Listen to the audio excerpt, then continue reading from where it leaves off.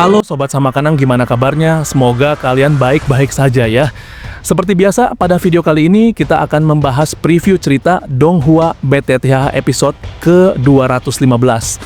Yang dimana pada episode sebelumnya, Yaodan perlahan naik ke udara, menatap ribuan anggota klan. Yao yang kini menggantungkan harapan terakhir padanya. Meski hatinya hancur melihat leluhur mereka musnah, ia tetap membuka suara, tenang tapi berat. Hari ini bukan lagi soal menang atau kalah, melainkan soal apakah nama klan Yao masih akan ada setelah hari ini berakhir. Seruannya langsung menyulut semangat seluruh klan. Para sesepuh, bahkan generasi muda, maju tanpa ragu. Pilar Daochi raksasa pun meledak ke langit, diikuti ribuan energi lain yang menyatu menjadi satu serangan putus asa.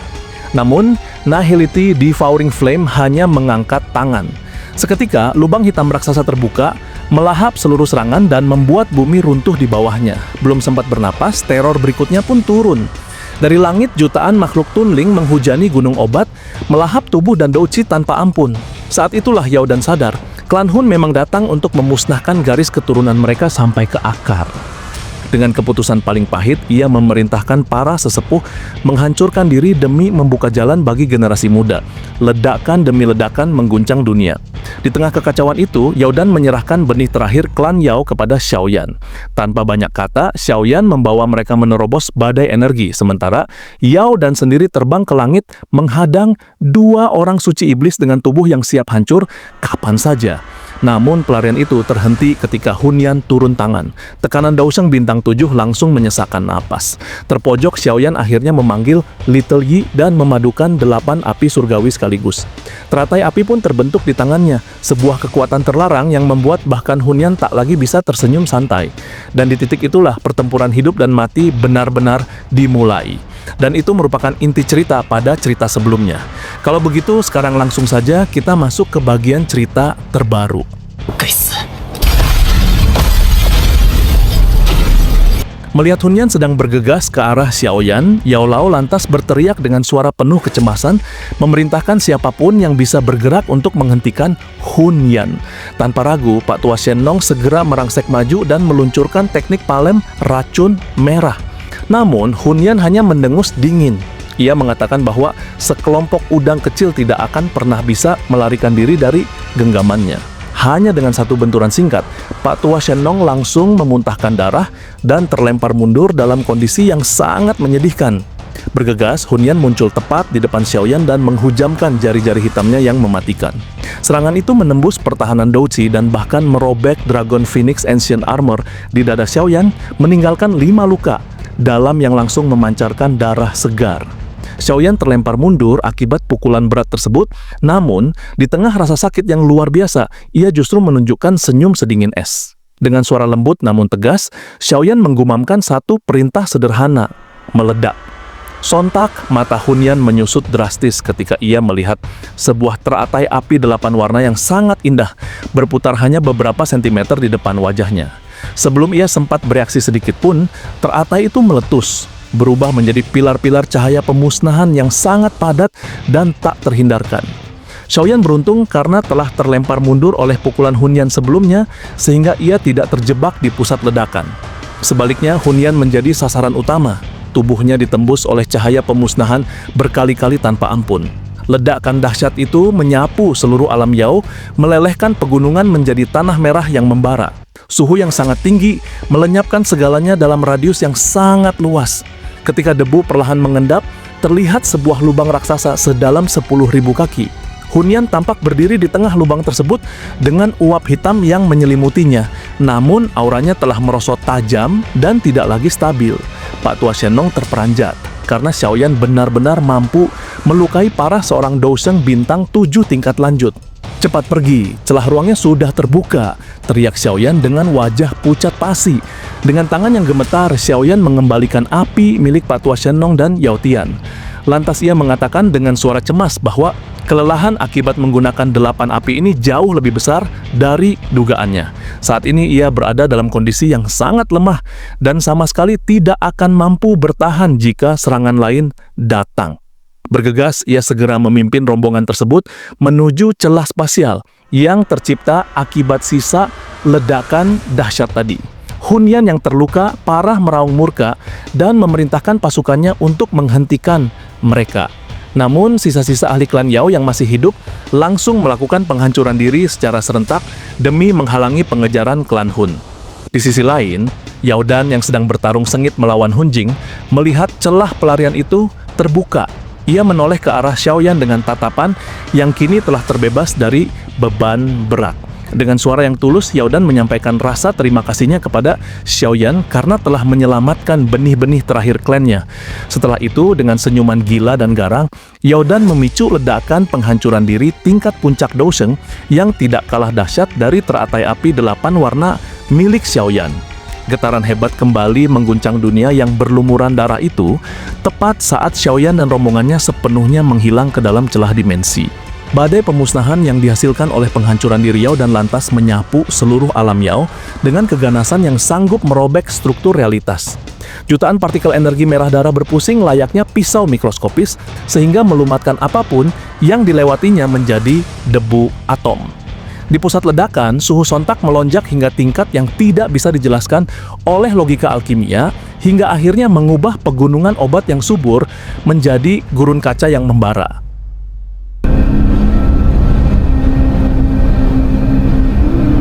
Hun Jing dan Hun Yan yang merupakan elit Dosheng melihat hal itu terpaksa menggunakan seluruh douqi mereka untuk membentuk perisai absolut demi menghindari nasib yang sama dengan para prajurit kelas rendah mereka yang menguap seketika.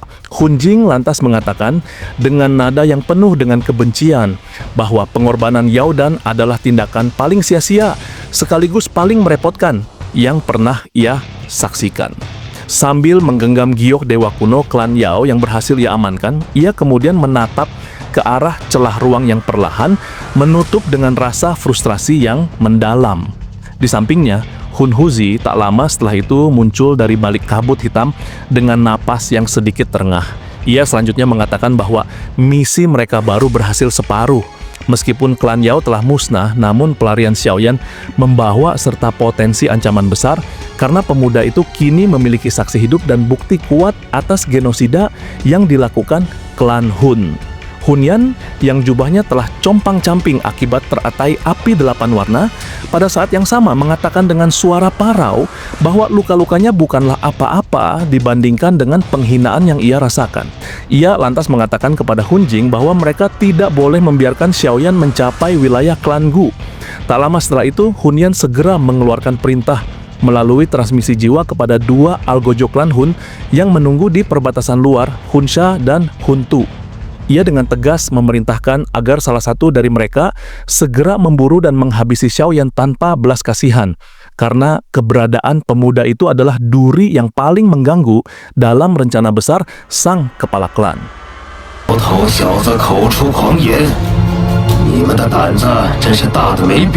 Sementara itu, di sisi lain, ratusan kilometer jauhnya di luar pegunungan Shenong, sebuah distorsi ruang yang sangat tidak stabil tiba-tiba memuntahkan rombongan Xiaoyan ke dunia luar. Suara benturan keras sontak terdengar saat mereka mendarat di tanah berbatu yang dingin yang terasa sangat kontras dengan suhu membara di dalam alam Yao. Yao Lao bergegas bangkit dan menghampiri Xiaoyan yang tergeletak dengan napas pendek. Ia dengan cemas mengatakan bahwa luka di dada Xiaoyan sangat mengkhawatirkan karena ada energi gelap yang mencoba merambat menuju jantung. Kendati demikian, Xiaoyan mengatakan dengan suara yang tertahan agar gurunya tidak perlu panik. Lalu ia segera memanggil Purifying Demonic Lotus Flame untuk melakukan pemurnian internal. Asap hitam yang berbau busuk perlahan mulai keluar dari luka terbuka di dadanya, disertai dengan suara desis saat api merah muda itu menghancurkan sisa-sisa energi jahat milik Hun Yan.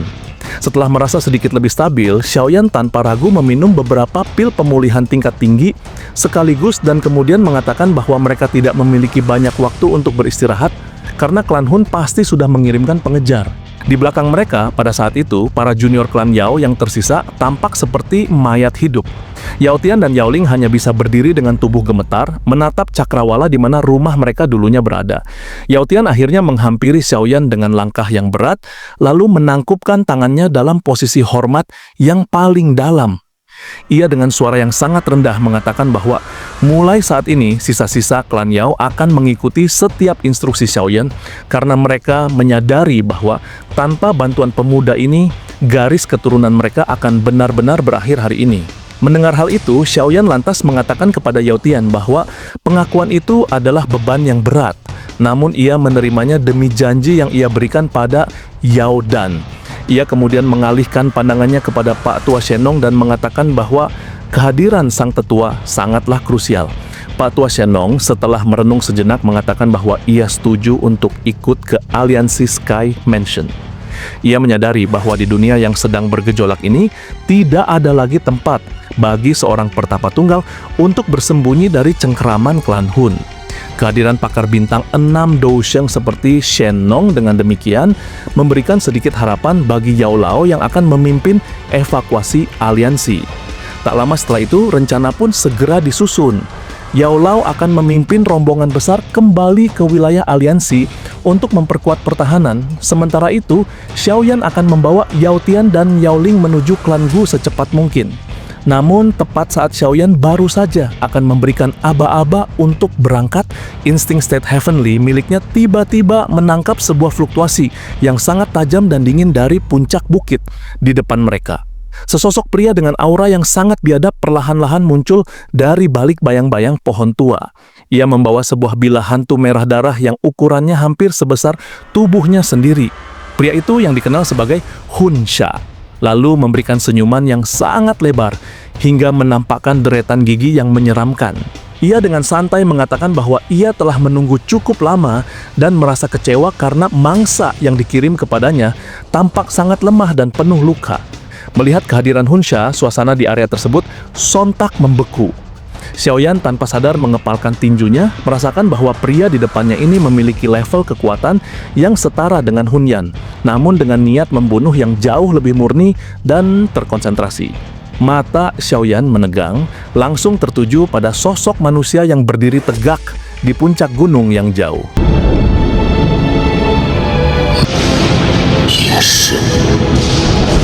Serentak Yao Lao dan rombongannya menoleh dan seketika itu juga ekspresi mereka berubah drastis. Mereka tidak menyangka bahwa selain kepungan di dalam alam Yao, masih ada ahli tingkat tinggi klan Hun yang menjaga pegunungan Shenong. Pak Tua Shenong yang mengenali aura tersebut lalu mengatakan dengan suara bergetar bahwa sosok itu adalah Hun Sha, salah satu dari 4 orang suci iblis klan Hun. Ia bahkan menambahkan bahwa kekuatan Hun Sha setara dengan Hun Yan dan Hun Jing, sebuah kenyataan pahit yang menandakan bahwa klan Hun memang mengerahkan seluruh kekuatan elitnya untuk memastikan pemusnahan klan Yao. Hun Sha melangkah di udara kosong dan dalam sekejap muncul di hadapan mereka. Dengan senyum jahat yang memamerkan deretan gigi putihnya, Hun Sha mengatakan bahwa ia terkesan ada seseorang yang mampu merobek segel ruang milik Tuan Nihility. Tatapannya perlahan tertuju pada Xiaoyan dan ia mengatakan bahwa klan Hun telah bertindak tepat dengan memusnahkan klan Xiao di masa lalu. Sebab jika tidak, dunia mungkin akan berada dalam situasi yang jauh lebih sulit bagi mereka hari ini. Melihat bahaya yang mengintai, Yao Lao lantas bertanya dengan suara rendah mengenai rencana mereka. Ia menyadari bahwa kelompok mereka yang sudah kelelahan bukan tandingan Hun Sha. Xiaoyan kemudian menghela napas panjang dan mengatakan kepada gurunya agar segera pergi membawa para penyintas klan Yao, sementara dirinya akan tinggal untuk menahan Hun Sha. Yao Lao awalnya menolak karena mengkhawatirkan keselamatan Xiaoyan. Namun Xiaoyan segera meyakinkannya dengan menunjukkan sebuah botol giok berisi pil obat seukuran mata naga yang memancarkan aroma luar biasa. Yao Lao terperanjat dan mengatakan bahwa itu adalah pil misterius tingkat 9. Meski ia khawatir Xiaoyan akan menderita kerusakan tubuh karena menelan pil sekuat itu tanpa persiapan, Yao Lao akhirnya menyadari bahwa ini adalah satu-satunya cara. Ia pun menyerahkan sebuah batu giok kepada Xiaoyan dan mengatakan agar Xiaoyan segera menghancurkannya jika berhasil meloloskan diri agar ia bisa merasakannya. Saat rombongan Yao Lao mulai melarikan diri, Hun Sha menengus dingin. Ia mengatakan bahwa tidak akan ada yang bisa pergi, lalu mengayunkan pedang hantu darahnya hingga menciptakan cahaya pedang raksasa sepanjang 10.000 kaki. Namun pada saat yang sama, Raja Utara segera muncul dan menggunakan tubuh fisiknya yang keras untuk menahan serangan tersebut memberikan waktu bagi rombongan Yaolao untuk menghilang di Cakrawala. Hunsha tidak mempedulikan pelarian tersebut dan mengatakan bahwa menangkap Xiaoyan saja sudah lebih dari cukup. Ia menawarkan kematian yang mudah jika Xiaoyan menyerahkan pil obatnya. Xiaoyan hanya membalas dengan senyum dingin, lalu menghancurkan botol giok dan menelan pil tersebut seketika. Sontak pakaian Xiaoyan hancur menjadi abu saat energi dahsyat dari pil misterius tingkat 9 meledak di dalam tubuhnya. Sisik naga menutupi kulitnya dan energi yang tak terlukiskan perlahan membentuk baju besi cahaya di sekujur tubuhnya. Xiaoyan merasakan tubuhnya hampir meledak, namun justru ia meraung keras hingga pegunungan di sekitarnya runtuh. Hunsha yang melihat hal itu tertawa mengejek. Ia mengatakan bahwa menelan pil tingkat itu tanpa bantuan pemurnian adalah tindakan bunuh diri. Tanpa ragu, dengan kecepatan kilat, Hunsha menyerang leher Xiaoyan dengan bilah darahnya. Xiaoyan membalas dengan menggunakan penguasa berat yang terbuat dari energi murni. Benturan keduanya begitu kuat hingga membelah gunung tempat mereka berdiri menjadi dua. Meskipun Xiaoyan terlempar mundur, matanya justru berkilat penuh semangat. Ia mengatakan bahwa benturan tersebut membantu membuang kelebihan energi yang menyiksa tubuhnya. Xiaoyan kemudian menyerang secara brutal, meretas Hunsha berkali-kali dengan kekuatan kasar yang dahsyat. Hunsha yang awalnya meremehkan kini mulai merasa gusar, karena setiap kali ia menahan serangan Xiaoyan, tubuhnya terdorong ribuan kaki ke bawah. Hunsha berusaha tetap tenang dan mengatakan dengan tawa dingin bahwa ia akan menunggu sampai energi pil tersebut menghancurkan tubuh Xiaoyan dari dalam. Namun Xiaoyan mengabaikan ejekan itu. Setelah mengirim Hunsha terbang dengan satu serangan penguasa yang sangat kuat, kegilaan di mata Xiaoyan mendadak hilang. Ia tertawa ke arah langit dan mengatakan bahwa pertarungan itu sangat menyenangkan, namun mereka harus melanjutkannya di lain hari. Dengan kepakan sayap tulang, Xiaoyan berbalik dan melesat pergi dengan kecepatan luar biasa. Di kejauhan, Raja Utara terlihat sudah membawa Yao Tian dan Yao Ling melarikan diri sesuai perintah rahasia Xiaoyan. Hunsha yang mendarat di reruntuhan gunung meraung penuh amarah. Dengan wajah yang gelap dan dingin, ia mengatakan dengan suara keji bahwa kemanapun Xiaoyan pergi, ia akan mengejarnya, memotong dagingnya, dan mengekstrak jiwanya. Sekejap kemudian, cahaya berdarah menyambar saat Hunsha memulai pengejaran mautnya terhadap Xiaoyan. Guntur yang dalam dan menggelegar tiba-tiba pecah di langit yang luas, meninggalkan jejak cahaya terang yang melesat bagaikan meteor, sehingga memaksa siapapun yang melihatnya tertegun sejenak. Kecepatan cahaya itu begitu ekstrim hingga menyebabkan ledakan udara yang beruntun di sepanjang jalur terbangnya. Tak lama kemudian, sebuah aura jahat yang pekat dan hitam menyusul dari belakang, menyebarkan teror yang membuat sekte-sekte di bawahnya bergegas menutup gerbang mereka. Para ahli dari berbagai golongan yang menyadari situasi itu pun hanya bisa bergumam dengan nada gemetar bahwa pengejaran di tingkat ini bukanlah sesuatu yang boleh mereka amati, sebab satu lambaian tangan saja dari para monster tersebut sudah cukup untuk menghapus seluruh eksistensi mereka dari dunia. Xiaoyan yang berada di dalam cahaya terang itu terus menggernyitkan dahi. Ia merasakan aura pembunuh milik Hunsha yang menempel erat di belakangnya tanpa menunjukkan tanda-tanda kelelahan sedikit pun. Di sisi lain, Yao Tian yang berada dalam dekapan, Xiaoyan berusaha sekuat tenaga melindungi wajahnya dari tekanan angin tajam yang tercipta akibat kecepatan ekstrem mereka. Dengan suara yang nyaris tenggelam oleh deru angin, Yao Tian menyampaikan bahwa wilayah klan Gu masih berjarak setengah hari perjalanan lagi, sementara jarak Hunsha terus menyusut dari belakang tanpa henti.